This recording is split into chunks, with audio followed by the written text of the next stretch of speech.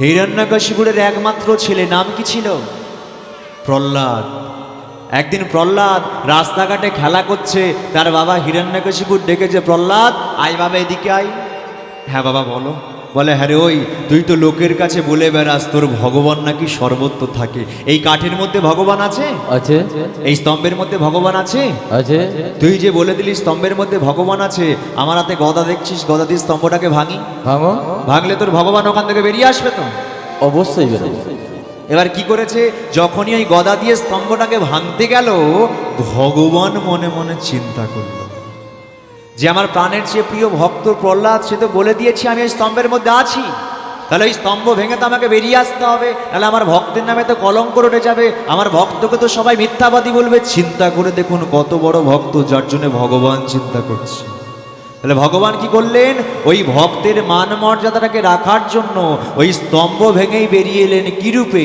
নৃসিংহ অবতারে পূর্ণবঙ্গ ভগবান। ওর ছবি আপনারা দেখেছেন, বড় বড় দাঁত, বড় বড় নখ। হিরণ্যকশিপুরের দেহটাকে কোলে তুলে নিয়ে এবার পেটটাকে যখন চিরে দিতে যাবে না, তখন প্রহ্লাদ কাঁদছে। হ্যাঁ রে প্রহ্লাদ, তুই কাঁদছিস কেন? বল না, আমাকে একটু বল। শুনবে ঠাকুর আমি কেন কাঁদছি? হ্যাঁ সেটাই তো জানবো, বল আমাকে। একটা কথা ভেবে দেখো তো ঠাকুর, আমার নিজের বাবা হয়েও না এক বাটি বিষ আমার হাতে তুলে দিল যাতে খেয়ে আমি মারা যাই। হাতির মাঝখানে আমাকে ফেলে দিল যাতে আমি মারা যাই। আগুনের মাঝখানে আমাকে ছুঁড়ে ফেলে দিল যাতে আমার দেহটা পুরো ছাই হয়ে যায়। তবু আমি কেন কাঁদছি জানো ঠাকুর? একটা কথা ভেবে দেখো ঠাকুর, আমার নিজের বাবা হয়ে আমাকে মারার জন্য লক্ষ লক্ষ পাপ, কোটি কোটি পাপ আমার বাবা কিন্তু একাই করেছে। তবু একটা জিনিস ভেবে দেখো ঠাকুর, বাবা আমার যতই লক্ষ লক্ষ পাপ করুক না কেন, যতই কোটি কোটি পাপ করুক না কেন, ওই লক্ষ লক্ষ পাপের মধ্যে, কোটি কোটি পাপের মধ্যে আমার বাবা কিন্তু একটা পুণ্যের কাজও করেছে। ভগবান বলে তাহলে পুণ্যের কাজটা কি আমাকে বল না। ভালোভাবে ভেবে দেখো ঠাকুর, বাবা আমার যতই পাপ করুক না কেন, কৃপা করে আমাকে যে জন্ম দিয়েছিল, কৃপা করে আমাকে জন্ম দিয়েছিল বলেই আজ আমি তোমাকে দেখতে পাচ্ছি। বাবা যদি সেই দিনকে আমাকে জন্ম না দিত তাহলে তোমাকে দেখা হতো না। আর বাবা যদি সেই দিনকে আমাকে জন্ম না দিত, তুমি এইরকম ভাবে নৃসিংহ অবতারে পূর্ণবঙ্গ ভগবান হতে পারতে না। তাহলে চিন্তা করে দেখো তো ঠাকুর, বাবা আমাকে সেদিনকে জন্ম দিয়েছিল বলে আজ আমি তোমাকে দেখতে পাচ্ছি। এবার ভগবান বড্ড খুশি হয়ে গেলেন, খুশি হয়ে গিয়ে বলছে প্রহ্লাদ আচ্ছা তুই আমার কাছ থেকে বর চেয়ে নে। এবার কি প্রহ্লাদ কি বর চাইলে একবার ভেবে দেখুন।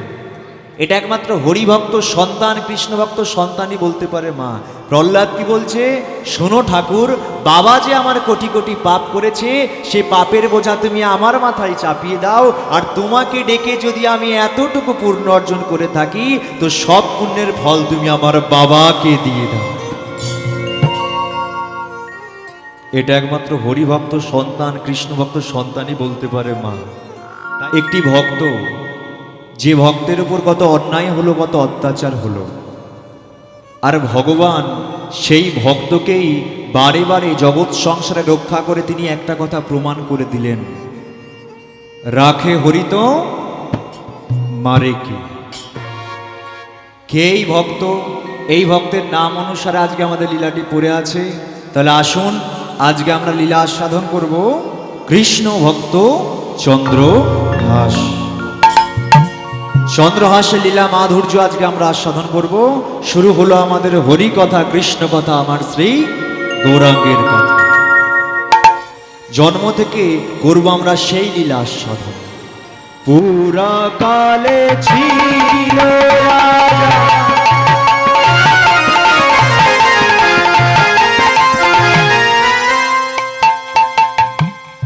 ধর্ম ছিল না, কালে ছিল রাজা,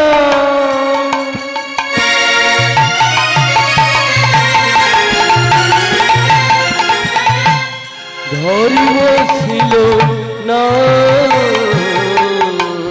ধর্মে কর্মে ছিল অতি গুণ। রাজা ধর্মে ধর্মে ছিল মতি অতি গুণবান ধর্মে কর্মে ছিল মতি অতি গুণবান।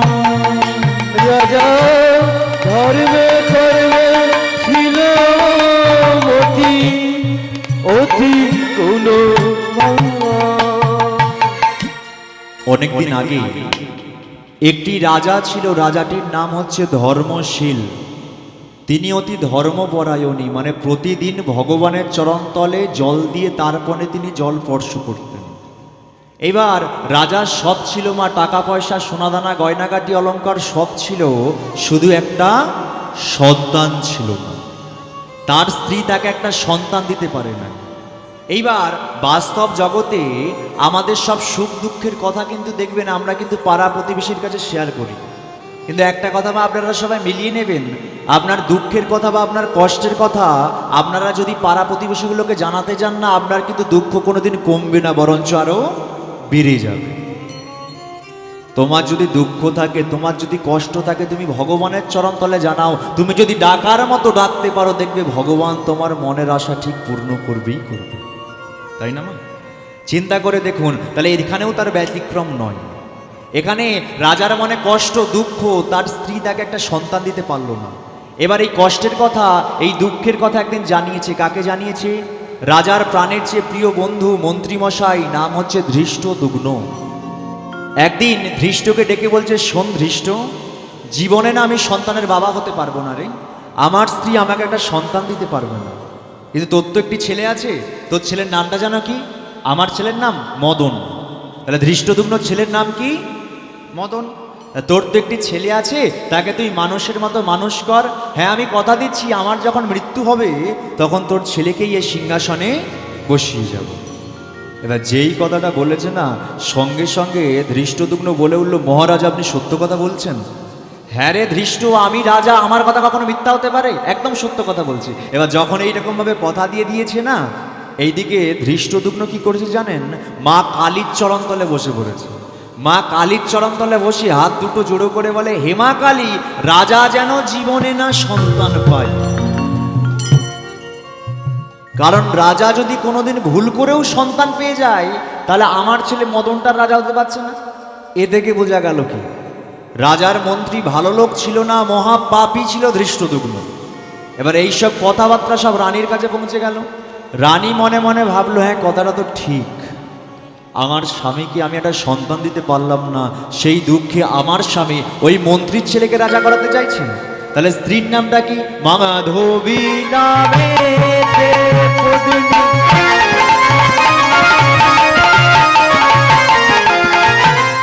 অতি রূপবতী মাধবী নামে পত্নী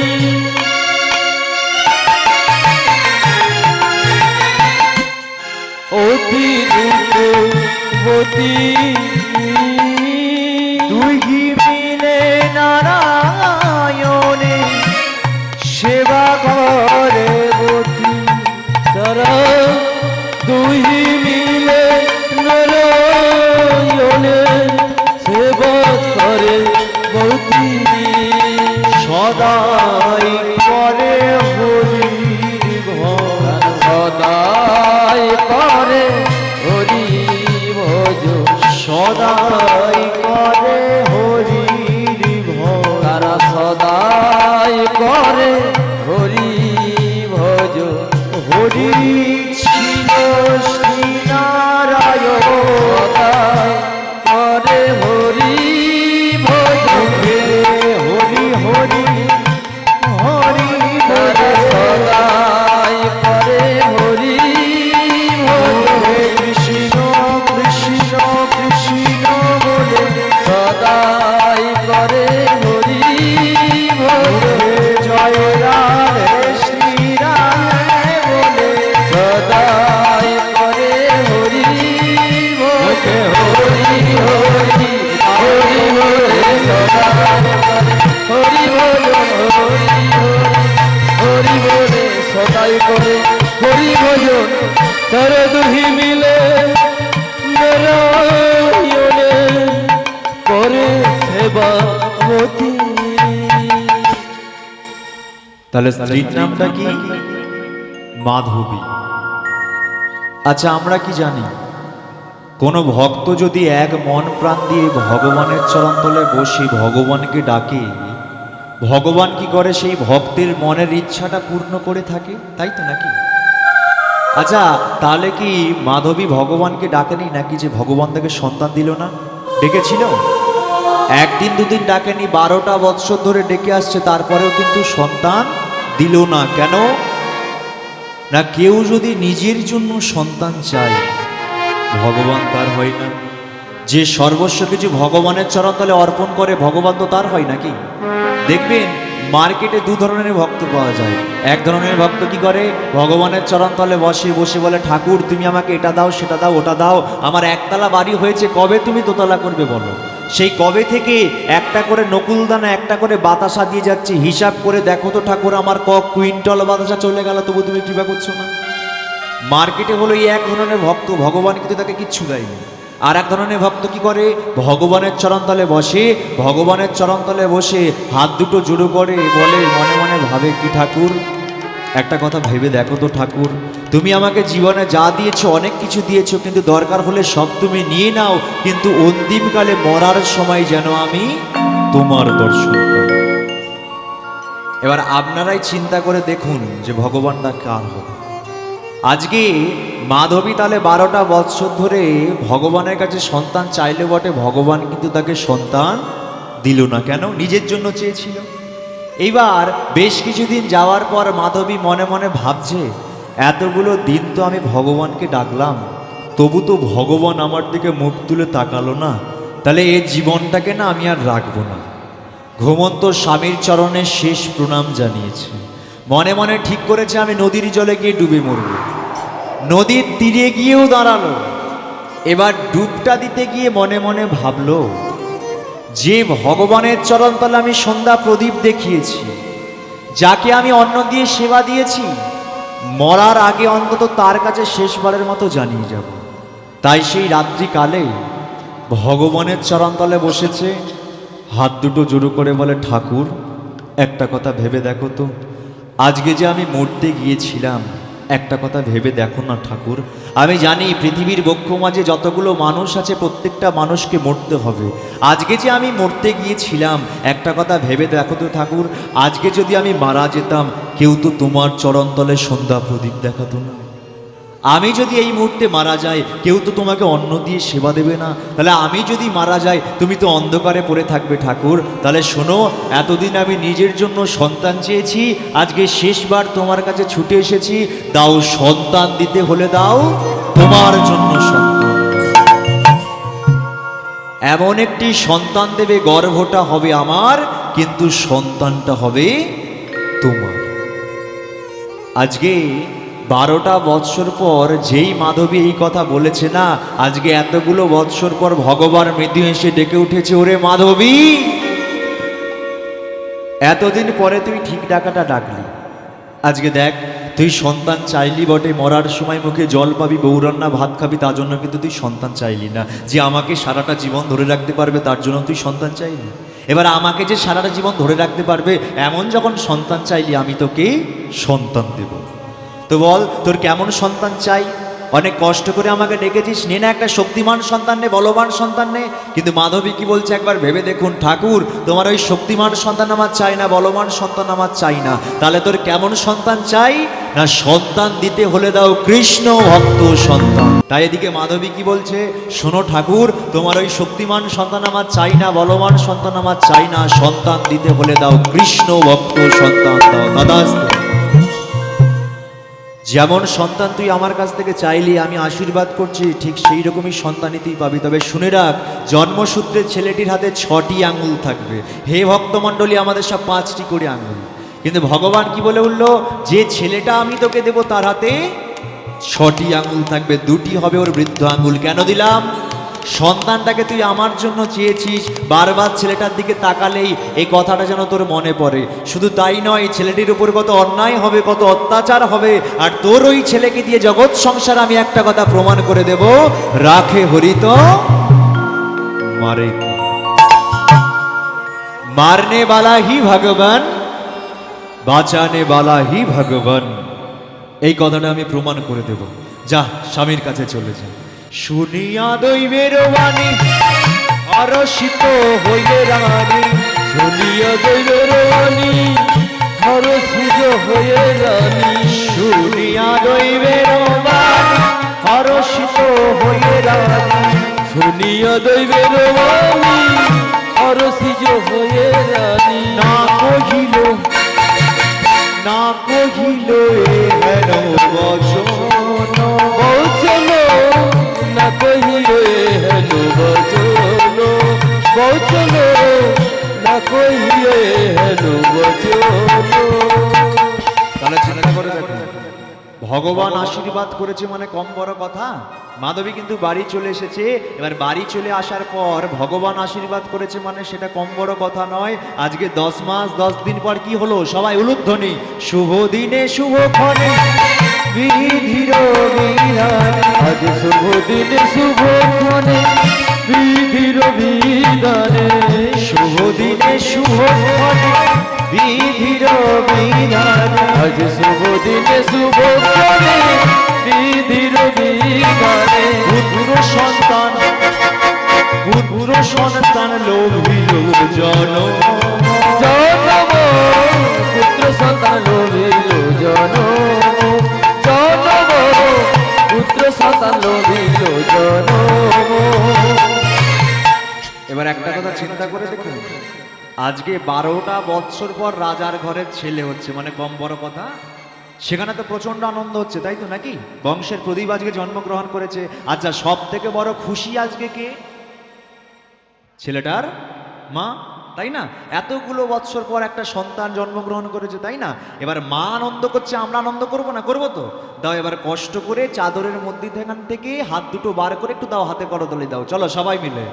মায়ের আনন্দে দুয়ারে ধরে না, মায়ের আনন্দ আর ধরে ধরে, আনন্দে দুয়ারে ধরে না রে, আনন্দ আর ধরে ধরে, হরি হরি হরি, মায়ের আনন্দ আর ধরে ধরে, সন্তানের মুগ্ধ হয়ে মায়ের আনন্দ আর ধরে ধরে, কৃষ্ণ কৃষ্ণ কৃষ্ণ, মায়ের আনন্দ আর ধরে ধরে, জয় রাধে শ্রী রাধে, মায়ের আনন্দ আর ধরে ধরে, হরি হরি হরি তাই বলে হরি হরি হরি হরি হরি বলে আনন্দ আর ধরে, হরি হরি হরি বলে আনন্দ আর ধরে, পুত্র সন্তান লোভিল জনম, জনম পুত্র সন্তান লোভিল জনম। তাহলে ভগবানের আশীর্বাদে, ভগবানের কৃপাতে একটা পুত্র সন্তান জন্মগ্রহণ করেছে, তাই না? যাকে দিয়ে ভগবান লীলা প্রকাশ করবে। আচ্ছা, একটা ভক্ত মর্তের মাটিতে জন্মগ্রহণ করলো, যাকে দিয়ে ভগবান লীলা প্রকাশ করবে। সবাই মিলে আমরা একটু আনন্দ করব তো নাকি? সবাই মিলে আমরা একটু আনন্দ করব, ভজনের মাধ্যমে আনন্দ করব। তবে তার আগে যে সন্তানটা জন্মগ্রহণ করেছে নাম তো রাখতে হবে, তাই না? আপনারাই বলুন কি ডিজাইনের নাম রাখবে? এখনকার তো সব অনেক রকম নাম হয় না? কি নাম রাখবো? নাট, বল্টু, পাপাই, এখনকার দিন তো কত রকম নাম আছে, তাই না? আজকে লীলাটা যারা মন দিয়ে শুনছে তারা কিন্তু বলে দিতে পারবে যে নামটা কি রাখা যাবে।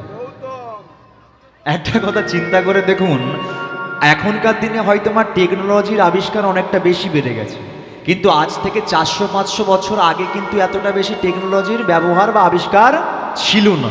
তখন ম্যাক্সিমাম কাজ কিন্তু শাস্ত্রীয় মতে করা হতো, তাই না? এবার রাজার ঘরের সন্তান নামকরণ হচ্ছে, সেটাও শাস্ত্রীয় মতেই নামকরণটা করা হচ্ছে, মিলিয়ে নাম রাখছে। যে সন্তানটা জন্মগ্রহণ করেছে দেখতে হয়েছে চাঁদের মতো, মুখে সর্বদাই মৃদু মৃদু হাসি, তাই বড় আদর করে সন্তানটার নাম রাখা হলো চন্দ্রহাস।